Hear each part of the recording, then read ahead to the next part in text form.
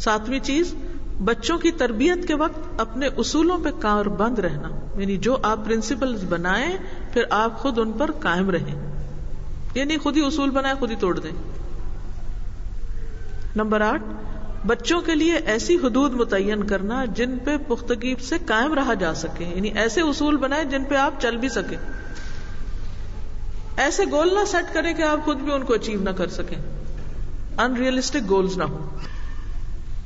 9ویں چیز، نمبر 9، گھر میں موجود تمام بچوں کے لیے ایک جیسے اصول بنانا، یعنی کہ کچھ بچوں کو تو بہت آپ ڈھیل دے دیں اور کچھ کو بہت اسٹرکٹ ڈسپلن میں کس دیں۔ نمبر 10، بنائے گئے اصولوں کو نافذ کرنا، انفورس کرنا، لمٹس کو، جو لمٹس آپ نے ان کے لیے رکھی ہیں ان کو پھر انفورس بھی کرنا۔ نمبر 11، بچوں کو حدود کے اندر اپنی رائے کے اظہار کی آزادی دینا کہ وہ اپنے آپ کو ایکسپریس کر سکیں، اپنی فیلنگز بتا سکیں، وہ جو کہنا چاہتے ہیں انہیں کہنے دینا۔ اور نمبر 12، بچوں کی تربیت کر کے ان کو آزاد کر دینا، یعنی ان کو لیٹ گو کرنا کہ وہ پھر خود بھی کچھ کریں، ان کی ہر چیز میں انٹرفیئر نہ کرنا۔ آج کل دیکھا یہ گیا ہے کہ تمام ماں باپ کسی نہ کسی درجے میں بچوں کے بارے میں ضرور پریشان ہیں کہ ان کی تربیت کیسے کریں، کچھ بول کے کہتے ہیں اور کچھ رویے سے ظاہر کرتے ہیں، لیکن انہوں نے اصلاح کے جو طریقے اپنے ماں باپ سے سیکھے ہیں وہ آج کے بچوں پہ چلتے نہیں، پھر سخت پریشانی ہوتی ہے، پھر ہم کہتے ہیں وہ بگڑ گئے، وہ ہمارے ہاتھ سے نکلے جا رہے ہیں، ہم جو ان کو بنانا چاہتے ہیں وہ بن نہیں پا رہے۔ اس کی وجہ کیا ہے؟ اس کی وجہ یہ ہے کہ نمبر 1، ماں باپ خود واضح نہیں ہیں کہ انہوں نے کرنا کیا ہے، انہیں کرنا کیا چاہیے، ان کو پیرنٹ ہوڈ خود نہیں آتی، خود کنفیوژن کا شکار ہے، جس کے نتیجے میں وہ بچوں کی صحیح تربیت کر نہیں پاتے۔ پھر یہ ہے کہ وہ ہارشنس اور فرمنس کا فرق نہیں جانتے، جہاں فرم ہونا چاہیے ہارش ہونے کے بغیر وہاں وہ ہارش ہو جاتے ہیں۔ تو ان 2 چیزوں میں فرق جاننا چاہیے، کس میں؟ ہارشنس اور فرمنس میں۔ پھر بچوں کی اصلاح کے لیے بچوں کو مارتے پیٹتے، جیسے پہلے زمانے میں کیا ہوتا تھا، ماں باپ کیا کہتے تھے کہ کھلاؤ سونے کا لقمہ اور دیکھو شیر کی آنکھ سے، اور پھر یہ کہا جاتا تھا کہ بچوں کی اصلاح کے لیے کبھی بھی ڈنڈا ہاتھ سے نہیں چھوڑو، خوب پٹائی کرو، قرآن پڑھاتے ہوئے، ایک سبق پڑھاتے ہوئے، اسکول میں ہر جگہ پٹائی پٹائی پٹائی، اور اس سے وہ بچوں کو کہتے تھے ہم ادب سکھا رہے ہیں، اور بہت ہارش پنشمنٹس، سخت قسم کی سزائیں۔ یہ چیزیں بچوں کی تربیت نہیں کر سکتی، ان کو مائنس کر دیجیے۔ جب ہم صرف اس طریقے پر اصلاح کرنے کی کوشش کرتے ہیں تو بچے اصلاح کی بجائے اور زیادہ بگڑنے لگتے ہیں۔ تو نمبر 1 ریزن بچوں کے بگاڑ کی ہے ہارش اور سختی اور تشدد کے ساتھ تربیت کرنا، اس سے بچے بگڑتے ہیں۔ دوسری چیز، پیرنٹس کا انکنسسٹنٹ ہونا، خود غیر مستقل مزاج ہونا، خود ہی بات ایک کہنا پھر خود ہی اس کے خلاف جانا۔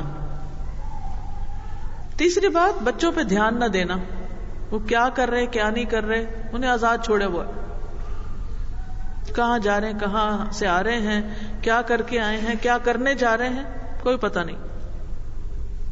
پھر والدین کا ناقابل قبول رویے اختیار کرنا، اینٹی سوشل بیہیویئر، خود کسی سے ملتے جلتے نہیں، خود وہ لوگوں کے ساتھ، خاندان کے ساتھ کٹے ہوئے ہیں، بدتمیزی کرتے ہیں، نہ کسی سے ملتے ہیں نہ ملاتے ہیں۔ یہ ساری چیزیں بھی بچوں کے اوپر اثر انداز ہوتی ہیں۔ والدین کا آپس میں جھگڑنا بچوں کے بگاڑ کی بہت بڑی وجہ ہے۔ تو یہ تو فار شور ہے کہ جو ماں باپ بچوں پہ توجہ نہیں دیتے، اٹینشن نہیں دیتے، ان کے بچے لازماً بگڑتے ہیں۔ سب سے اہم چیز کیا ہے کہ ان پر نگاہ رکھنا، اللہ سبحانہ وتعالیٰ نے حضرت موسیٰ علیہ السلام کے بارے میں کیا کہا تھا کہ وہ میری نگاہوں میں ہے، اسمع و ارا. تو بچے پہ توجہ رکھنا، نگاہ رکھنا، اس کا دھیان رکھنا، اس کا خیال رکھنا، اس کو اپنی سوچ میں رکھنا بے حد ضروری ہے. جب آپ بچوں کو سزا دیتے ہیں اور پنش کرتے ہیں اور ان کے ساتھ بے رخی برتتے ہیں اور تو آپ ایک میسج دے رہے ہوتے ہیں بچے کو کہ آپ ان سے محبت نہیں کرتے. اس سے بچے انسیکیور ہو جاتے ہیں، وہ دکھی رہتے ہیں، وہ غمگین رہتے ہیں. آپ اپنا بچپن یاد کیجئے اور ماں باپ کی کوئی پٹائی یاد کیجئے کہ اس کے بعد آپ کی فیلنگز کیا تھی. کچھ یاد ہوگا آپ کو، فوراً دل میں یہی آتا ہے کہ یہ شاید اپنے ماں باپ نہیں ہیں، انہوں نے کہیں سے ہمیں اٹھایا ہوا ہے. یعنی جب بھی بچوں کو پنش کیا جاتا ہے تو وہ فوراً یہ سوچتے ہیں کہ ہم ستیلے ہیں. تو یہ احساس نہیں انہیں ہونا چاہیے کہ آپ ان سے محبت نہیں کرتے. انہیں اتنا یقین ہونا چاہیے کہ دنیا ایک طرف اور آپ ایک طرف، آپ سب سے زیادہ ان سے پیار کرتے ہیں. اس اعتماد میں کمی نہیں آنی چاہیے. اور پھر اس کا نقصان کیا تھا کہ جو بچے مار کھاتے ہیں وہ مارنا بھی سیکھ جاتے ہیں اور وہ دوسروں کی پٹائی کرتے رہتے ہیں. جو بچے ماں باپ سے مار کھاتے ہیں وہ فوراً اپنے چھوٹے بہن بھائیوں کو مارنا شروع کر دیتے ہیں، اسی انداز میں ڈانٹتے ہیں، اسی لہجے میں بولتے ہیں، اسی طرح چیختے چلاتے ہیں.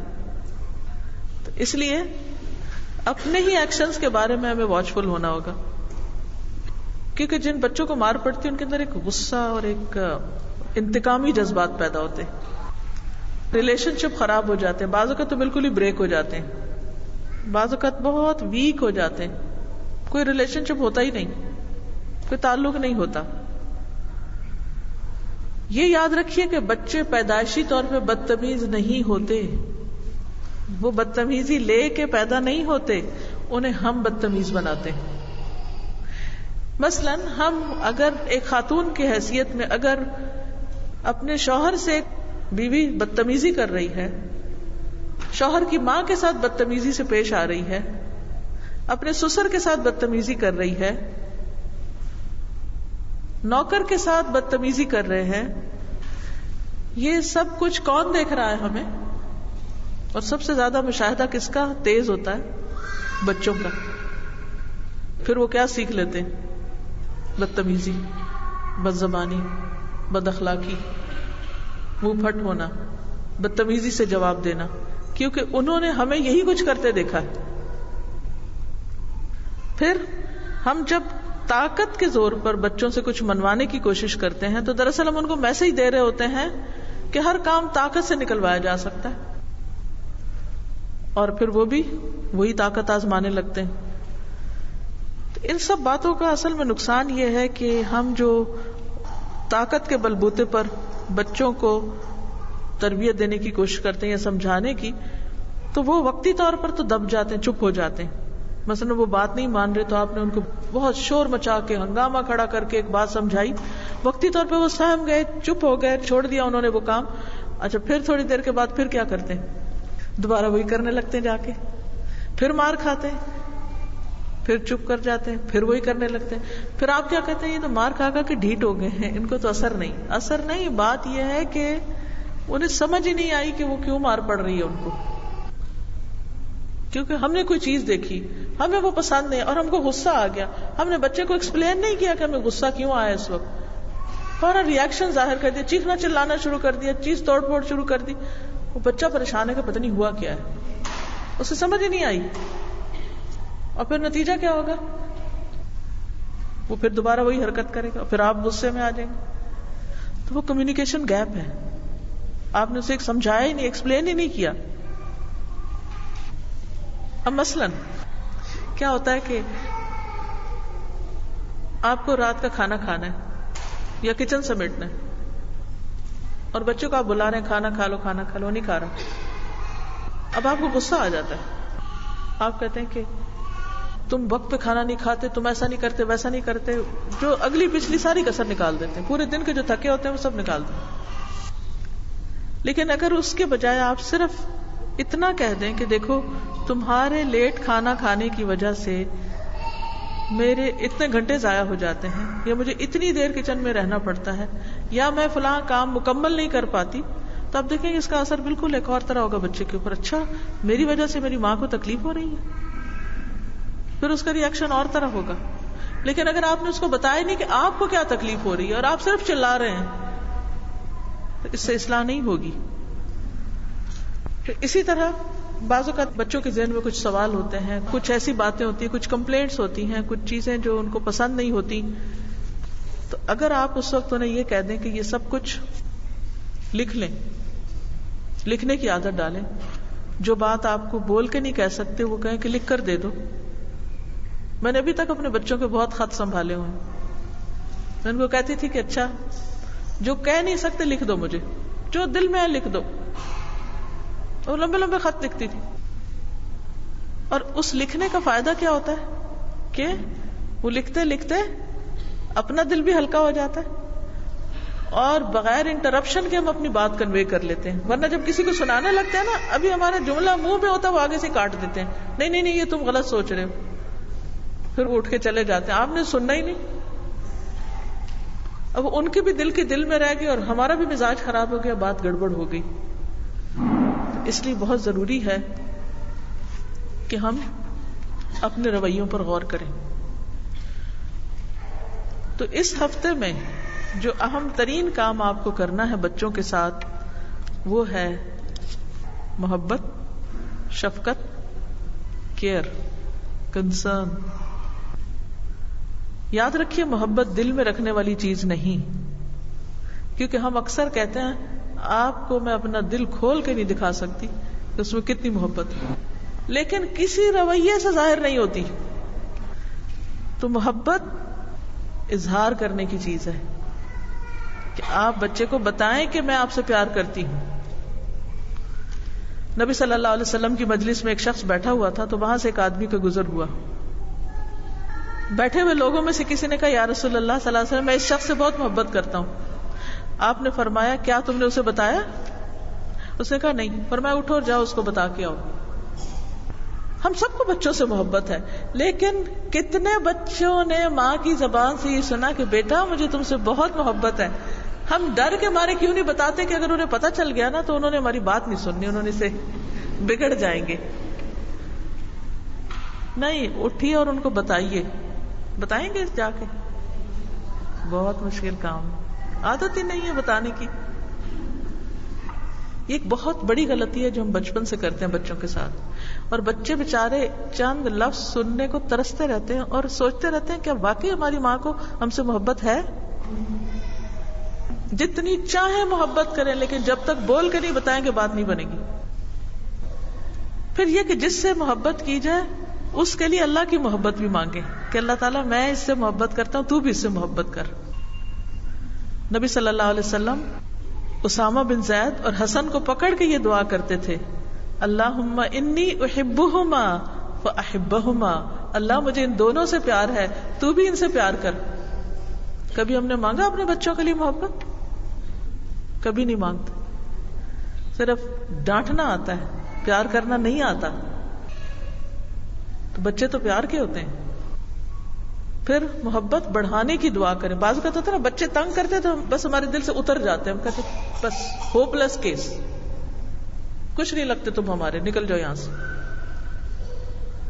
اس صورت میں بھی ان کو ابینڈن نہیں کریں، پھر بھی آپ ان کی محبت کی دعا مانگیں. ابو ہریرہ رضی اللہ عنہ سے روایت ہے کہ نبی صلی اللہ علیہ وسلم نے حضرت حسن کے لیے فرمایا، اے اللہ میں اس سے محبت کرتا ہوں، تو بھی اس سے محبت کر، اور تو اس سے محبت کر جو اس سے محبت کرے.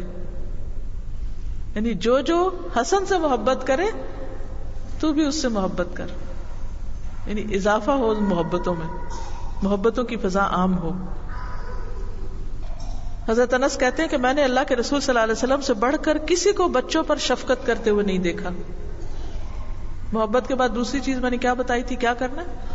شفقت، مہربانی، ہمدردی. سنت سمجھ کر کریے.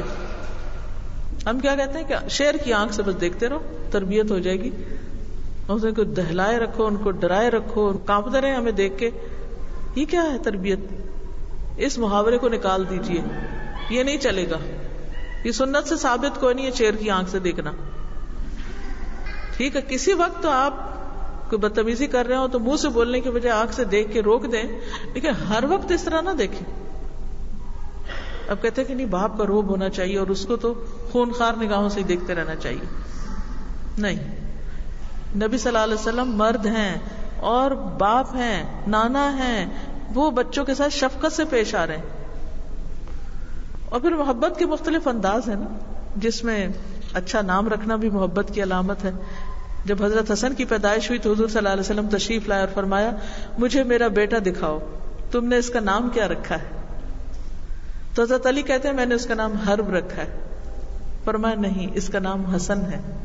حرب جنگ کو کہتے ہیں اور حسن اچھا خوبصورت. جب حسین پیدا ہوئے تو نبی صلی اللہ علیہ وسلم تشریف لائے اور فرمایا مجھے میرا بیٹا تو دکھاؤ, تم نے اس کا نام کیا رکھا ہے؟ پھر عرض کیا حرب. فرمایا نہیں, اس کا نام حسین ہے. ہا سین نون, حسن, حسن سے خوبصورتی. پھر نبی صلی اللہ علیہ وسلم بچوں کو پیار کرتے تھے اور ان کو سونگھتے بھی تھے. آپ نے کہا بچوں کی خاص خوشبو ہوتی. حضرت انس کہتے ہیں کہ ہم رسول اللہ صلی اللہ علیہ وسلم کے ساتھ ابو سیف لوہار کے ہاں گئے. یہ ابراہیم کو دودھ پلانے والی انا کے خاوند تھے. نبی صلی اللہ علیہ وسلم نے ابراہیم کو گود میں لیا, پیار کیا اور سونگا. یعنی محبت کا بھی ایک انداز ہے, جیسے پھول کو سونگتے ہیں, پھول کو پیار سے اٹھاتے ہیں نرمی سے اور پھر کیا کرتے ہیں. تو بچے بھی پھول ہیں نا. آپ حضرت حسن حسین کو کہتے تھے یہ میری دنیا کے 2 پھول ہیں. پھر یہ کہ بچوں کو اپنی چادر میں گھسا لینا ہوتا ہے نا, بعض اوقات مائیں اٹھاتی اور اوپر سے اپنا ڈال لیتی. حضرت عائشہ کہتی کہ نبی صلی اللہ علیہ وسلم صبح کے وقت اس حال میں نکلے کہ آپ اپنے اوپر ایک ایسی چادر اوڑے ہوئے تھے جس پر سیاہ بالوں سے نقش بنے ہوئے تھے. اسی دوران میں حسن آ گئے تو آپ نے ان کو اپنی چادر کے اندر کر لیا. پھر حسین آ گئے, آپ نے ان کو بھی اپنی